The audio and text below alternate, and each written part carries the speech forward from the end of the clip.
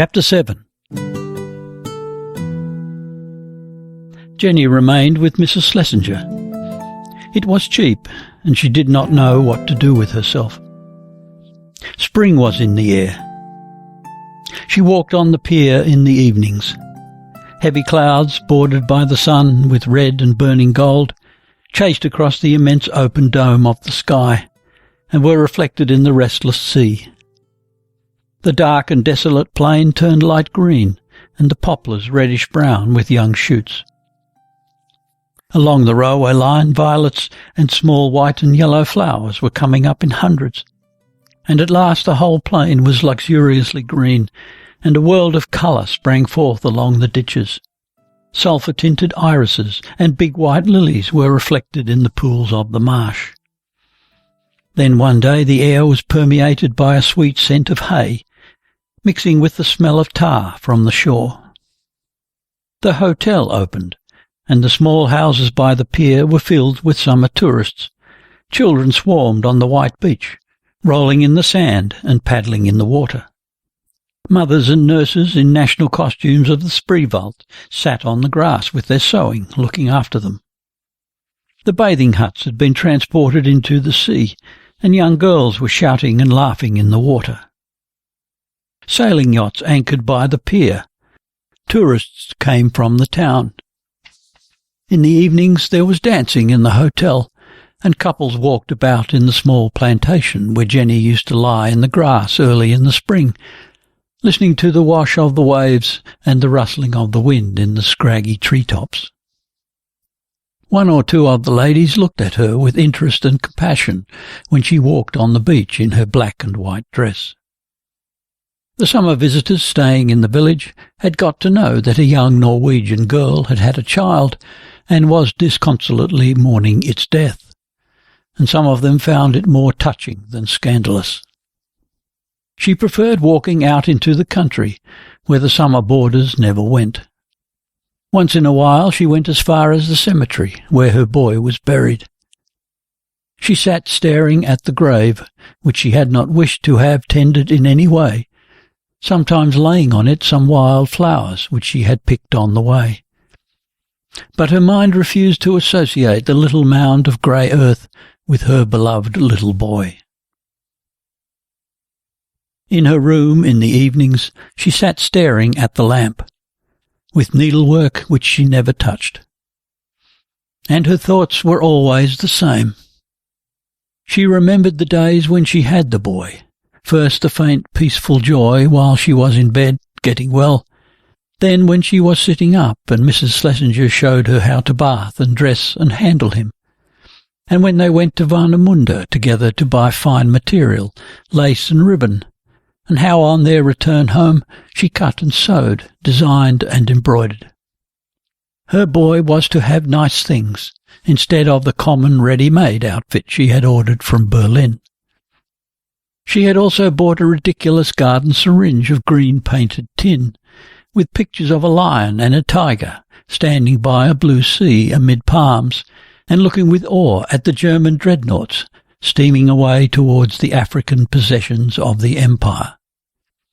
She had found it so amusing that she bought it for baby boy to play with when he should be big enough, after a long time.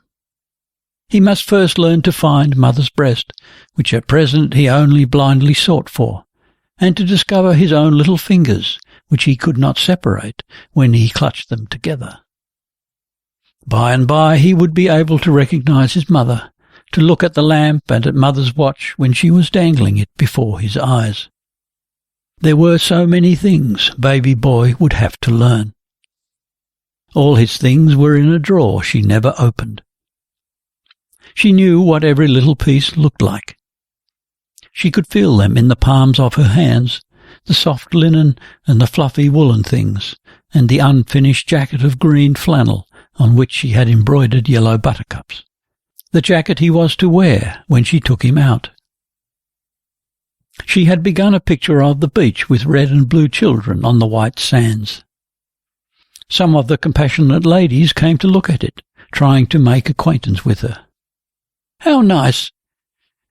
But she was not pleased with the sketch, and cared neither to finish it nor to make a new one. Then one day the hotel closed up again. The sea was stormy, and summer had gone. Gunnar wrote from Italy, advising her to go there. Seska wanted her to go to Sweden, and her mother, who knew nothing, wrote she could not understand why she stayed so long in Germany.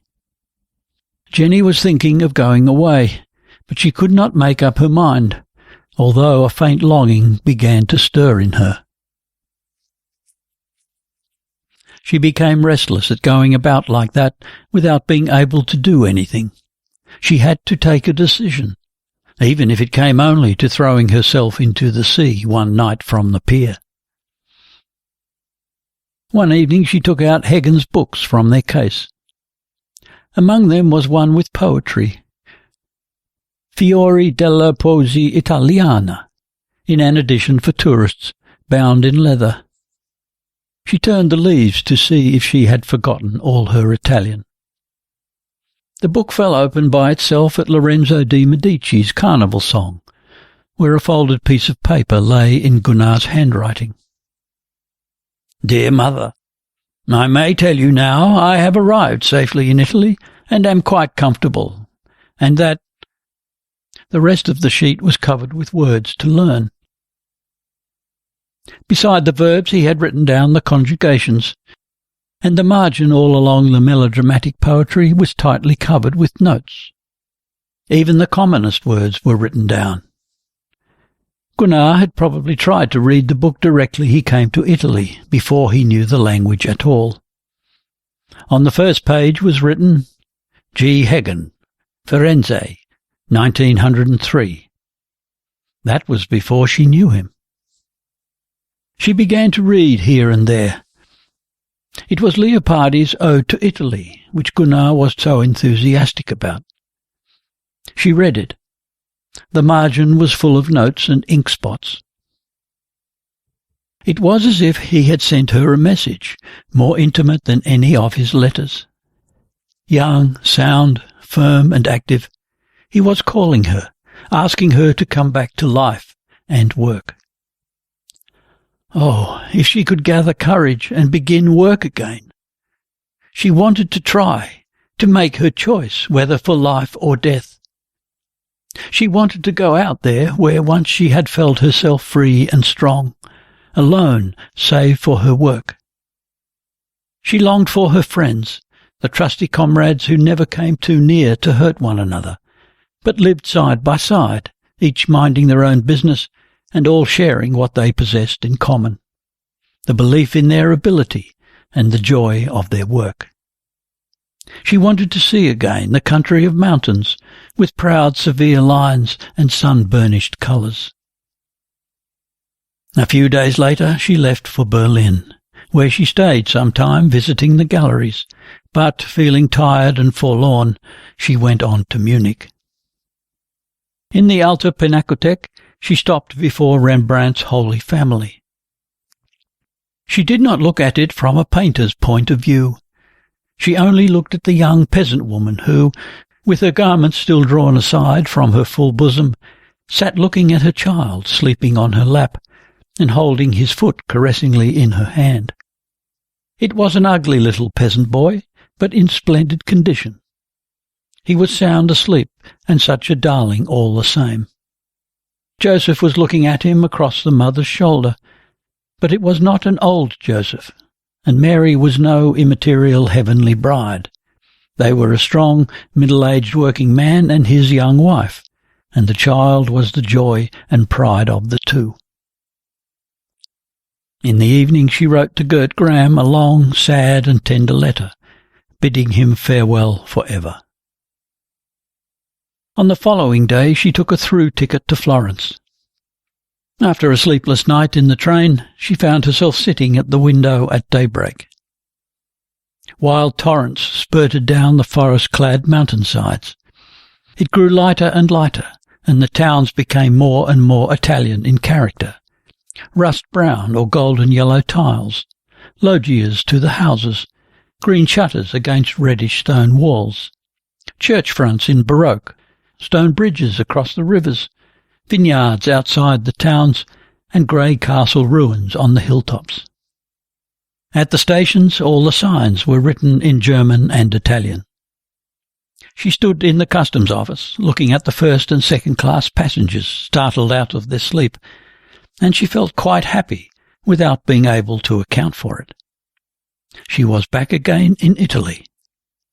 The customs officer smiled at her because she was so fair, and she smiled back. Evidently he took her for the maid of one or other of the lady passengers. The misty grey mountain ridges on either side had a bluish shade in the crevices. The ground looked rusty red, and the sun flamed white and hot. But in Florence it was bitterly cold in the early days of November. Tired and frozen, she stayed in the city a fortnight, her heart cold to all the beauty around her, and melancholy and discouraged because it did not warm her as before. One morning she went to Rome.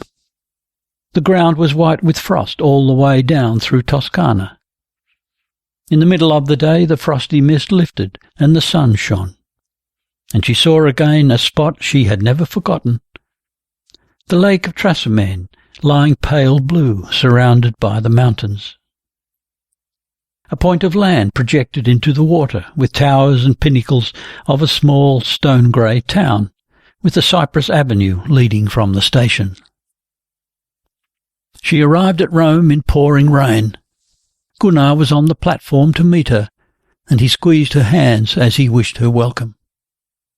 He went on talking and laughing all the time as they drove from the station to the quarters he had engaged for her, the rain splashing against the cab from the grey sky and from the street paving.